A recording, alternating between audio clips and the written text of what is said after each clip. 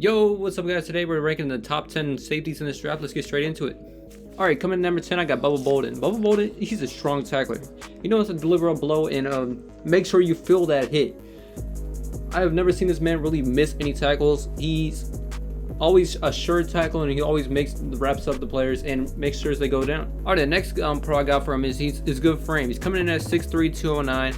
He's the ideal size for a safety in the NFL. He will turn a lot of heads with that size, because he's one of the taller safeties in this draft. Besides Kyle Hamilton, I say Bubba Bolden's the second tallest safety in this draft class, coming in at 6'3", and I think Kyle Hamilton is 6'4", so those are some tall safeties. Alright, the last pro I got from his good burst to track down plays in the zone coverage and play physical at the line and man coverage. So that's why I got number 10, because he doesn't have that top end speed that you want, but he also is a great tackler, and I think anybody who gets Bubba Bolden will be really surprised how good he is in the NFL. Alright, coming in at number 9, I got Vernon McCoy III. McCoy has great ball skills. This time in Oregon, he had 10 interceptions and 10 pass breakups. Also, 6 of those interceptions came from last year.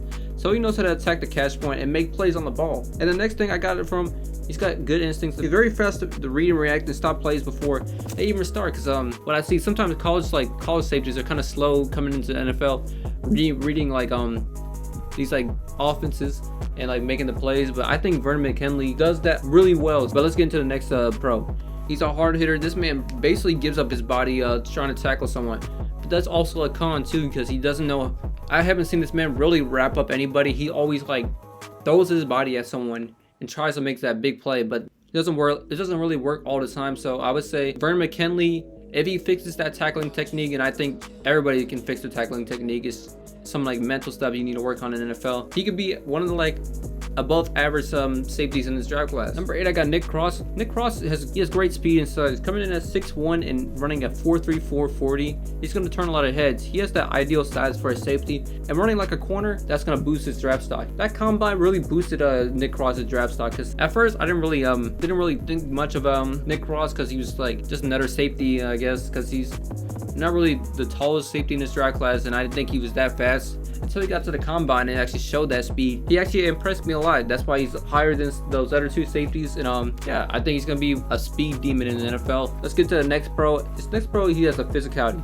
He never shies away from a hit and always wants to leave his mark on a ball carrier. So I would also say you can never tiptoe around this man. You can never run half speed into this man, because he's always gonna blow you up if you try to run half speed. The last thing I got for Nick Cross is his range. This man has great arm length and the great catch radius to make plays at catch point, and also make a lot of plays, a lot of catches away from his body. So that's another plus for him. I would say one con for Nick Cross is his coverage. His coverage, he's never been great in coverage. The QB rate when he's targeted is a 94.2, so that's kind of horrible. But he needs to learn how to work zone coverage to not get too exposed in the NFL, but I think he's still gonna be great with that speed and physicality. All right, coming in at number 7, I got Byron Cook. Byron Cook he's a big hitter. He knows how to lay a hit, and that's the first thing I saw from him from his tape. He's always gonna make the good tackles. He's always gonna wrap up. He's always gonna make those amazing tackles that you see on highlights. Another thing I saw was his physicality, and he throws his body around and stops ball carriers for limited yards. And you love to see that from one of the bigger bodied safeties. He looks like a linebacker, really. The last thing I got from Byron Cook as a pro is his run support. He fills the lane quickly and stops them at the line. I think Cook is one of the better run stopping safeties in this draft. He's definitely up there with the top 5 run support safeties in this draft class. But I just think that one con, he's just not great in man coverage. He struggles downfield at times in coverage, and he looks kind of lost sometimes. If you play Byron Cook close to the line, he'll excel. I think he's like that extra linebacker on the field. Alright, coming at number 6, I got Kirby Joseph. One of the pros that Kirby Joseph's got is his versatility. This man has the coverage ability to guard, play like a corner, but also the hitting ability, the range, and the ball skills that you want from your free safety. I would say Kirby Joseph, one of the best coverage safeties in this draft. He can lock down almost anybody. You put this man one-on-one with your best wide receiver, he would put him on straight locks. I can't lie, this man is one of the best cover safeties in this draft. Those are the 3 plus I got. He's got great ball skills, great versatility, and great coverage. But the only one con I got for Kirby Joseph is he doesn't have a lot of tape. He only was played good for 1 year. Those other two, like the last 3 years, he only has 2 starts in those last 3 years. Maybe it's only up and up for you, but I don't know. Maybe if someone wants to take a gamble on Kirby Joseph in like the late second round, or he might fall a little later because people are not sure if he can like keep up that same play. But I would definitely take Kirby Joseph's late second round because he's looking promising and can't deny those skills that he has last year. So Kirby Joseph at number 6. All right, number 5, I got Lewis Cine. Cine has great speed and size, coming in at 6'1", 200, and he ran a 4.3, 740. He's definitely the ideal size and speed for an NFL safety. And I think all these teams are gonna look at Cine as like a more polished Nick Cross. Nick Cross has all the things that has like all the same traits as Cine, but I think Cine does like the stuff that Nick Cross does a little bit better. Like his tackling. Cine is one of the best tackling safeties in this draft class. He will lay you out if you aren't careful, but he also is great at wrapping up players. So Cine, he does have the great tackling. He's got good instinct to diagnose plays in a second and blow them up before the play even starts, and that's something I don't think Nick Cross really excels at. Nick Cross is just a great athlete, I think, but Lewis Cine, he's a great athlete and a good run stopper. The only one con I got for Cine is he's also kind of sloppy in coverage. When QBs targeted Cine in coverage, the QB rating was like an 85.9, but that could be fixed because I think coverage can be fixed because you just need to learn how to play. When you're like learning from those veteran like safeties, you can learn how to play coverage. But toughness, I don't think you can't teach toughness to a safety. All right, number 4, I got Jalen Petrie. Petrie is a really versatile safety. He has the ability to play all around the defense. He played in the slot. He played both safety positions. He's even played in the box. There's no one place you could play Petrie at, and that's amazing. He's like an Isaiah Simmons type player. Those type of safeties are like the new generation of safety. You want your safeties to play like all around. You don't want your safety just to be like a good run stopper, like a Bubba Bolden. He's just a good run stopper. You want your safeties to play all around, be good in like coverage, also be good to guard all wide receivers in this draft.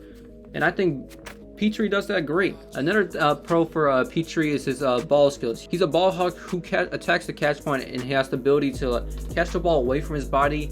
And that's another plus for Petrie. But the only con I got for Petrie is his top end speed. He doesn't have that top end speed to like really guard these fast wide receivers. I think this won't really bother Petrie because I think what I've seen in college, he can really fly around the field. I think he has good bursts and a good burst speed, but I don't think he just has that top end speed to run with all these fast wide receivers down the field. All right, number 3, I got Jaquan Brisker. Brisker is a violent tackler. This man will lay the boon. If the ball carrier does not come out running full force, he's gonna lay you out. I've seen so many times this man is laid out so many running backs just because they were like really running. They were like tiptoeing. Another thing for Jaquan Brisker, he has great speed and size. He has a size and speed combination to play both free safety and safe at a high level. And that kind of ties into my next thing. He plays great in the box. He looks like an extra linebacker shooting gaps, and that shows Jaquan Brisker's strength because he's taking on linemen and like disrupting runs. The only con I got for Jaquan Brisker is his reaction time. He doesn't always read the play quick, and sometimes is kind of late to the play. Jaquan Brisker, I think, he's going to be one of the best safeties in this draft class, I'm going to say. I put him number 3 because I think the two in front of them, one has freakish ability and one had a great combine. But I think Jaquan Brisker will be the best safety in this draft class. All right, coming at number 2, I got Dax Hill. Hill is a very versatile player. He's able to play almost all positions in the secondary. He has also had time in the box. Despite his size, he still plays great in the box. And that kind of ties into my next thing.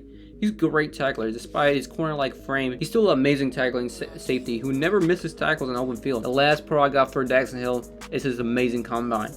This man has athletic ability. He ran a 4.38 40, and that ranks 14 in all the people that were in the combine. But that's not all. He ran a 4-second 20-yard shuttle and a 6-second 3-cone drill, and these are all best times for safeties in the combine. And that's why I got him number 2, because he had an amazing combine. Out of all these safeties that are in top 3, I think he had the best combine out of all 3 of them, and that's why he's so high. But the only one con I got for Dax Hill is it's like frame. He needs to bulk up a little more. He looks kind of lean. I just think he needs to add more muscle mass and not like get overpowered by any running backs in the NFL. Coming in at number 1, I got Kyle Hamilton. Kyle Hamilton is like the best looking safety in this draft class. His versatility is unmatched. He's able to play linebacker, play that deep zone safeties, even play corner. There's no one safety that has more versatility than Kyle Hamilton. His size and speed just adds so much versatility to his game, and that like ties into my next thing.